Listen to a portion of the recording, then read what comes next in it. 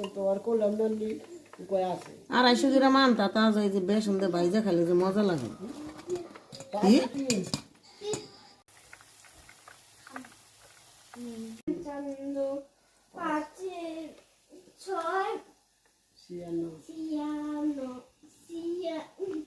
দেখছি তো দাও দাও উইল উঠবো না আমি এখন চিল্লেস